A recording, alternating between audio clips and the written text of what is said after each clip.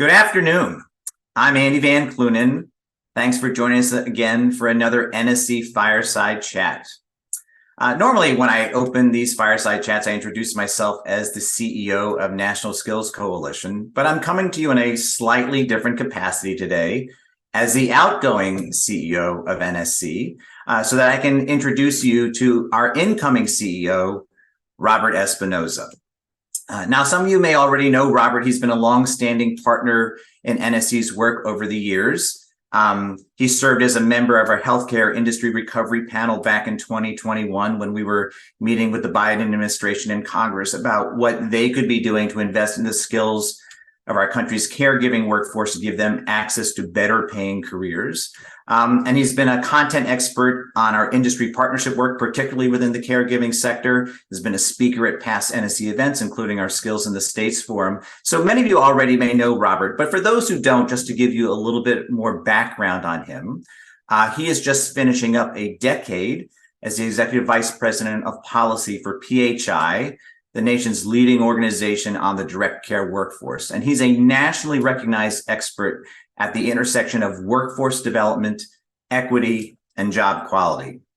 He also has a deep expertise in federal and state advocacy and a demonstrated commitment to multi-stakeholder organizing and bipartisan solutions. So I'm really pleased that the NSC board found somebody for our next CEO who really appreciates and has lived the advocacy approach of NSC, who comes out of our networks, and who really recognizes that the expertise of how it is that we're going to solve these issues resides on the ground level with the folks who are doing the day-to-day work of investing in and training and hiring people and trying to advance them towards great careers. And so I'm just pleased that you're going to get a chance to meet Robert today as part of what I'm hoping is an ongoing conversation between you and him about the work of NSC moving forward. So let's bring Robert on. Robert, welcome. Thank you, Andy. It's good to be here. It's good to have you here.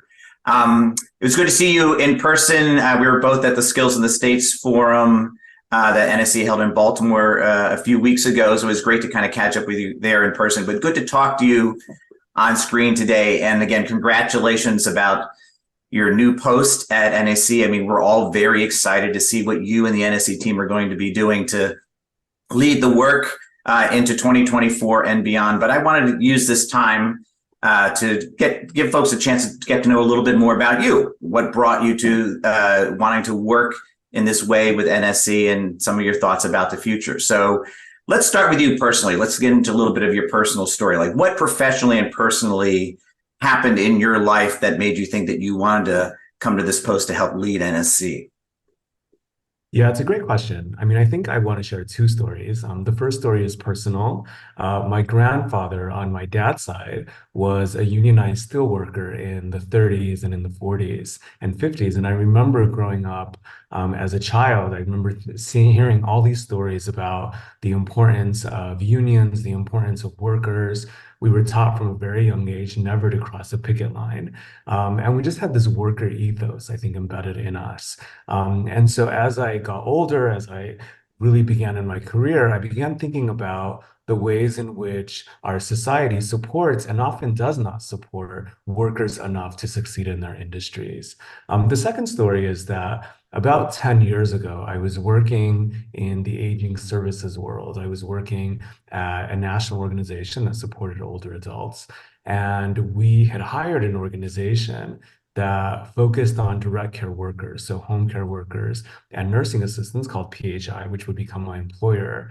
And we hired them to create a training curriculum that would impart nursing homes and other long-term care settings with LGBTQ cultural competence.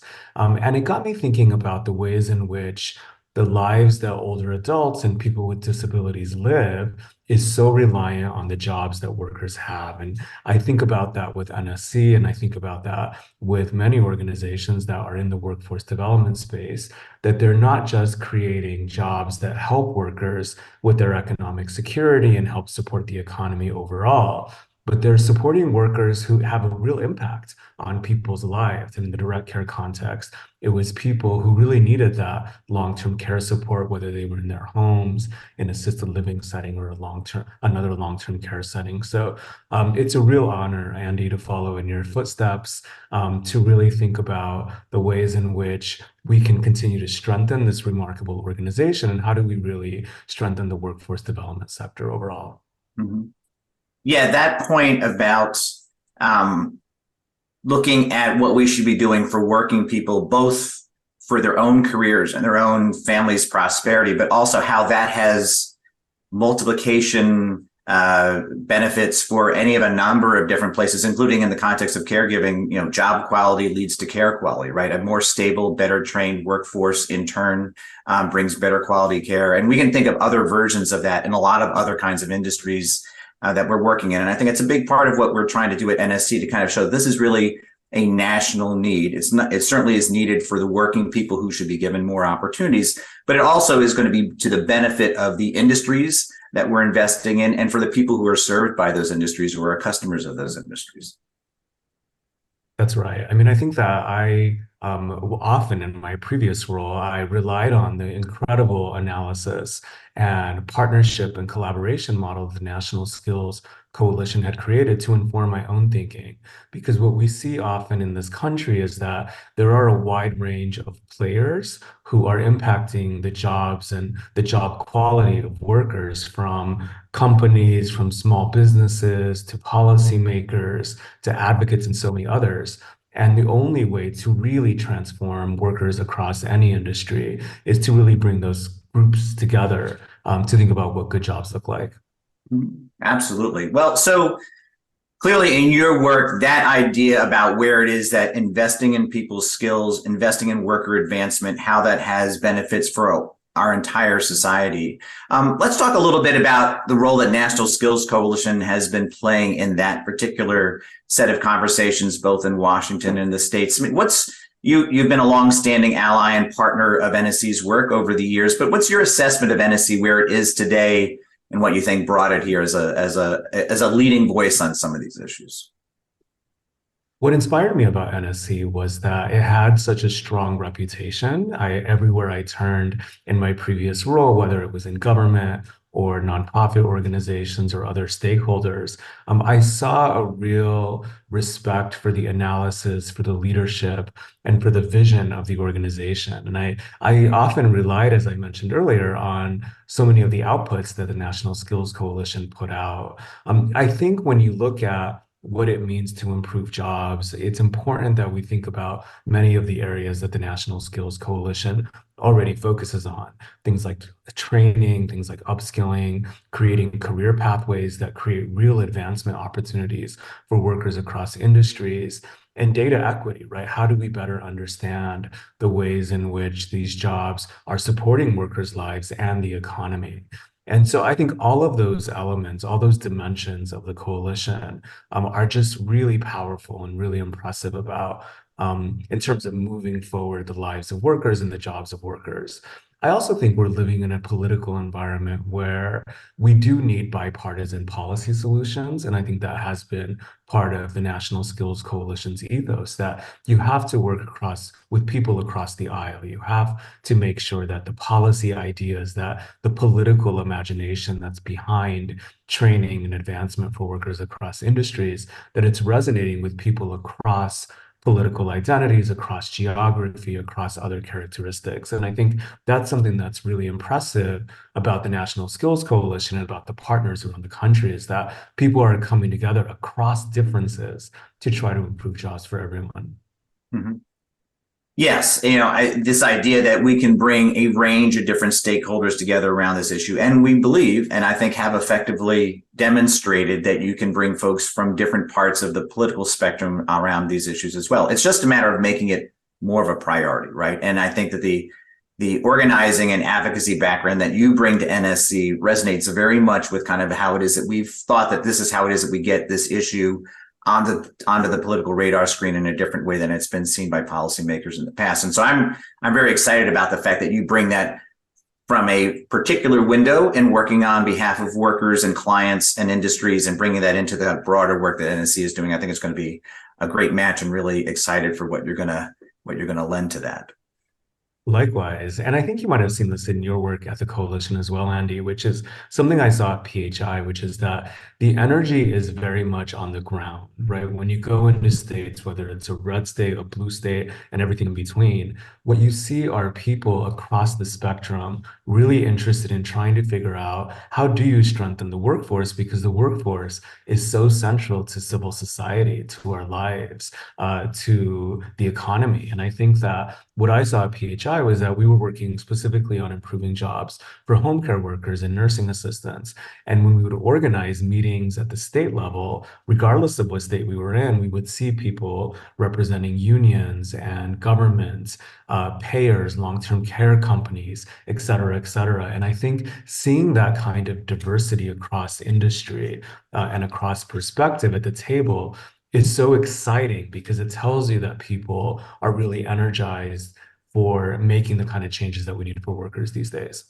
Absolutely. Yes. When you get on the ground, when folks are actually trying to solve problems, you find that a lot of those other divisions become less important, because you're talking about real working people's lives, real clients' lives, real businesses that are trying to survive and trying to employ folks locally and want to come up with some solutions, and need policy and government to be a partner in trying to figure some of that stuff out. So let's talk a little bit about the future. So obviously you value this organization, where it's been, what it's done, how it's approached advocacy on some of these workforce issues. But what are your aspirations for the future? What are some ideas that you have about where you want to help take NSC as we move into 2024 and beyond? I think there are a few areas that I would want to explore, recognizing that so much about the change that an organization goes through requires me to learn a little bit more once I start, right? But I do think that there are some areas that are inspiring to me and could be fruitful for the organization. I mean, one is that I think there's a role that the National Skills Coalition can play more in terms of generating attention from the general public. How do we make the issues of training and workforce development and career pathways and so much more relevant to the everyday person at home? I think the more you problematize these issues and make them real problems for everyday people, our families, our friends, our colleagues, et cetera, the more energy the organization has. When I joined PHI, we were an organization that had been around since the early 90s, and it was an organization that produced really great analysis and worked closely with employers, but it didn't quite have, at that point, the energy among individuals who really saw direct care as something that was impacting their lives, and it was, right? And I think the National Skills Coalition is already doing this in many ways, but I think there are ways in which we can do even more of that. How do we make this something that feels really graspable for people in their homes and in their lives? Because we're all impacted by whether or not people receive high quality skill training and pathways, advancement, all of those issues. The second is that I think that there's always an opportunity to expand partnerships at the state level, at the national level, with business, with government, with the nonprofit sector, and so on. And so I want to see where there are opportunities, and maybe it's on specific issues. So we've mentioned that I come out of the long-term care sector, also out of the aging world.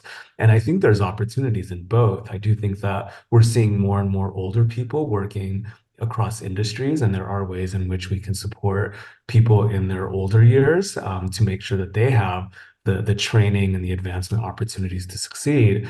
And there's also an opportunity to be more involved in the long-term care sector and caregiving in particular. At PHI, we really focused on departments of health and departments of aging to move forward a wide range of policy reforms that supported direct care workers. And I know that the National Skills Coalition has a lot of relationships with departments of education, departments of labor, and that's the other side. That's the side of government that can be so instrumental in ensuring that there are strong, equitable training programs and opportunities for workers. And the more we tap into that, I think the stronger we'll be as an organization and as a country. Yeah, I mean, you're right. NSC spends a lot of time at the federal level with labor and education, but even in the current context where there are workforce needs across our economy and with what the Biden administration is trying to do. So we're spending a lot of time talking to the Department of Transportation and Energy and Commerce. And there are great opportunities to be talking to HHS and other parts of the government, where in every case, we need skilled folks to be able to do the work that needs to be done for the country. And we as a country need to make more of a commitment to invest in those people and make sure they have advancement opportunities and really good jobs and careers moving forward. And so that has to be, all those agencies have to be working more effectively together. So I think you're 100% right on that. So that's kind of big picture for where NSC is headed. What are you going to do next? So you're going to start your post as of January 1st, 2024. What are some ideas about what you're going to do to start hitting the ground running early next year? Yeah, I mean, I think the main priority is to get to know people. I certainly have had the opportunity to meet the board and the staff, the National Skills Coalition, and several leaders who have been invested with the organization over the years. And I've been at several events throughout the year that really give me a sense of the energy and the imagination of people that are part of the National Skills Coalition's network. So I really want to get to know as many people as possible. And so people who are watching this, I am 100% open to a conversation to hear more about what's happening in your world and how we can be more supportive. I want to hear what's happening across different states, what's happening at the federal level, Andy, as you mentioned, across different departments and agencies that are all playing a key piece in creating a strong training program.